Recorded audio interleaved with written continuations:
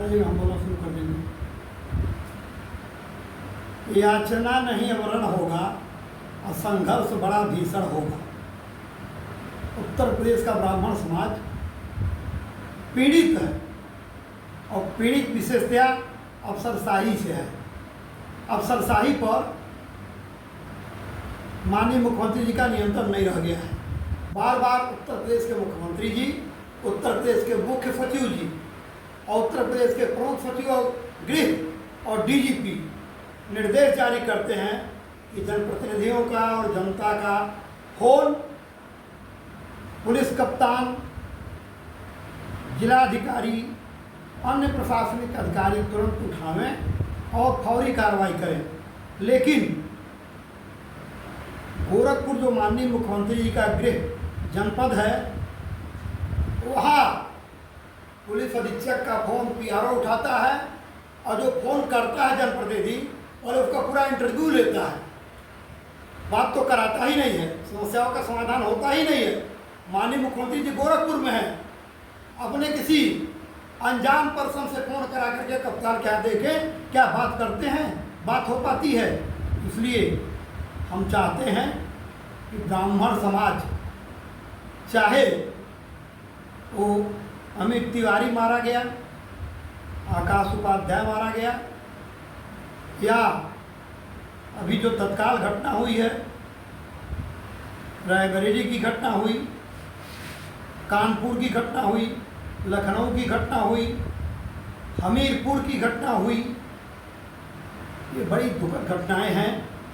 आदरणीय मुख्यमंत्री जी ब्राह्मणों की हत्या की लाइन लगती चली जा रही है और जिनकी कोई हैसियत नहीं है, जिनके जीवन को कोई खतरा नहीं है, ऐसे ऐसे लोगों को उत्तर प्रदेश की सरकार ने सुरक्षा उपलब्ध कराया है, जिनका खुद आपराधिक इतिहास है।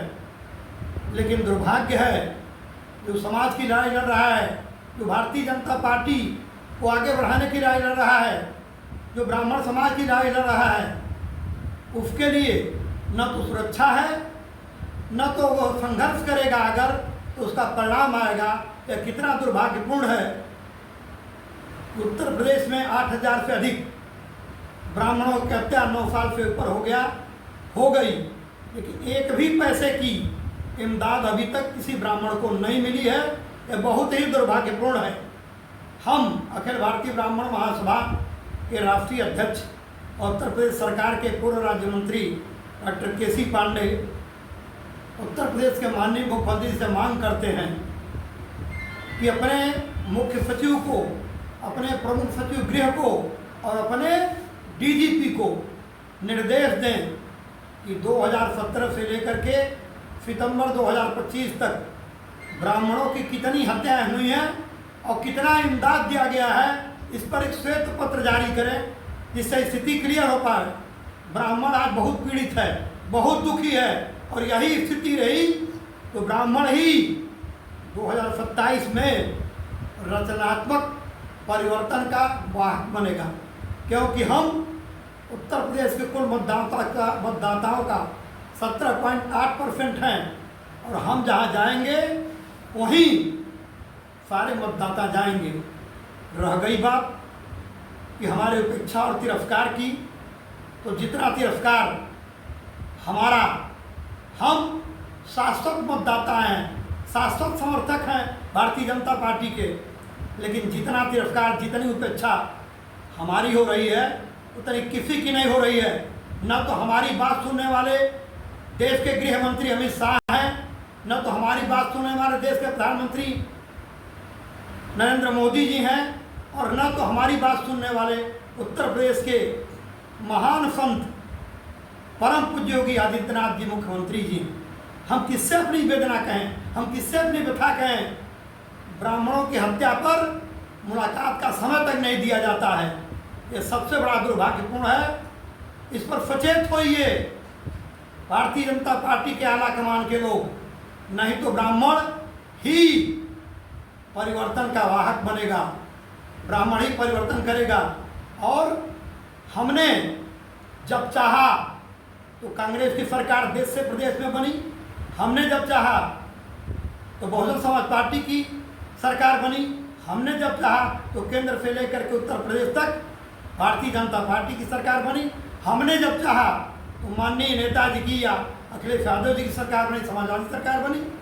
और अब हम बहुत आक्रोशित हैं, हम बहुत व्यथित हैं, हम बहुत दुखी हैं, हम मारे मारे फिर रहे हैं। आज ब्राह्मण समाज की कोई पुरुषाहार लेने वाला नहीं रह गया। अखिल भारतीय ब्राह्मण महासभा, परशुराम सेना, महिला ब्राह्मण सभा एकजुट होकर के सड़क पर उतरेगी और अब लड़ाई सड़क पर सीधी सीधी होगी, क्योंकि यह सबसे बड़ा दुखद पहलू है।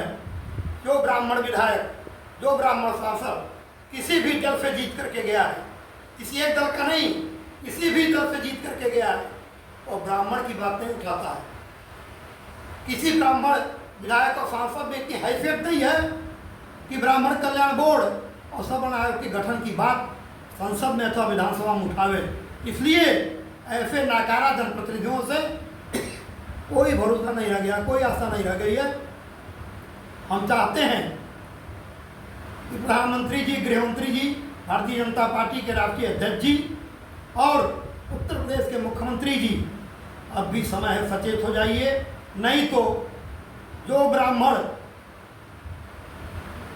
आपकी सरकार बना सकता है, वही ब्राह्मण आपका खेल बिगाड़ भी सकता है। इतनी ताकत हम में है, क्योंकि हम महर्षि भृगु की संतान हैं, जिसने विष्णु भगवान की छाती पर लात मारा था।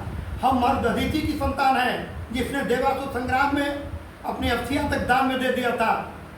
हम मर्द भविष्य की संतान हैं। आज ऐसा मत कीजिए कि तुलसीदास ब्राह्मण थे, गोस्वामी तुलसीदास, उन्होंने राजा राम को मर्यादा पुरुषोत्तम राम, भगवान राम बना दिया। सुखदेव नहीं होते तो ग्वाला कृष्ण ग्वाला ही रह गए होते। कृष्ण बनाने का काम सुखदेव जी ने किया, हमने किया, ब्राह्मण ने किया।